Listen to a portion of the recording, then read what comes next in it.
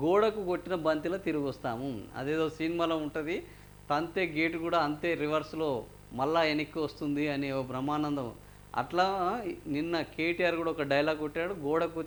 గోడకు బంతిని కొడితే అంతే వేగంతోటి అంతకంటే స్పీడ్‌గా వెనక్కి వస్తది. మేము మళ్ళా వెనక్కి వస్తాము. మేమే అసలు గెలుపు. ఇది వాస్తవానికి BRS party seat. BRS party గెలుచుకున్న సీటు. కానీ బీఆర్ఎస్ పార్టీ ఓడిపోయిన తర్వాత నిన్న కేటీఆర్ మాట్లాడిన మాటలు ఏందయ్యా అంటే, మేమే బలమైన ప్రతిపక్షంగా ఉన్నాము, మేమే ప్రత్యామ్నాయాన్ని ప్రజలు గుర్తించారు అని చెప్పడం.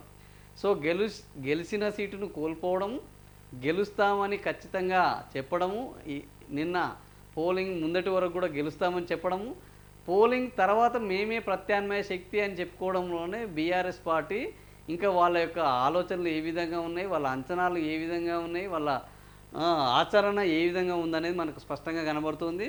సో జూబ్లీహిల్స్ ఓటమి మాకు సెట్ బ్యాక్ కాదు, జూబ్లీహిల్స్ ఓటమి మాకు రెఫరెండము అన్నారు కేటీఆర్. ఇప్పుడు అది సెట్ బ్యాక్ కాదు అంటున్నారు. అంటే ఇప్పుడు జూబ్లీహిల్స్లో రెఫరెండం అన్న కేటీఆర్ మాటలను చూసుకుంటే కాంగ్రెస్ ప్రభుత్వం మీద వ్యతిరేకత ఉన్నది. కాంగ్రెస్ ప్రభుత్వం మీద ప్రజలు తీవ్ర అసంతృప్తితో ఉన్నారు. అందుకనే ఇది రెఫరెండం 4 కోట్ల మంది వర్సెస్ 4 లక్షల మంది అన్నారు.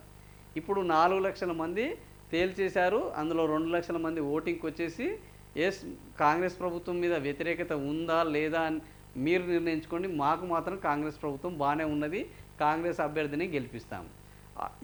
ఈ గెలుపులో ఒకవైపు రేవంత్ రెడ్డి ప్రచారం ఎంత స్థాయిలో ఉన్నదో, నవీన్ యాదవ్ అభ్యర్థిత్వం కూడా అంతే ప్రముఖంగా ఉన్నది. కాబట్టి ఈ రెండు కలిసి ఈరోజు గెలుపుని ఇచ్చాయి. సో మాకు నవీన్ యాదవ్ మా లోకల్ అభ్యర్థి మాకు కావాలి అన్నారు.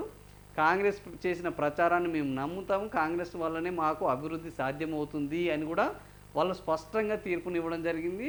సో కాంగ్రెస్ వల్ల అభివృద్ధి జరగదు అన్న కేటీఆర్ యొక్క నినాదాన్ని జూబ్లీహిల్స్ ప్రజలు తిప్పికొట్టారు. రేవంత్ సంజయ్ సమీకరణం వర్కౌట్ అయింది.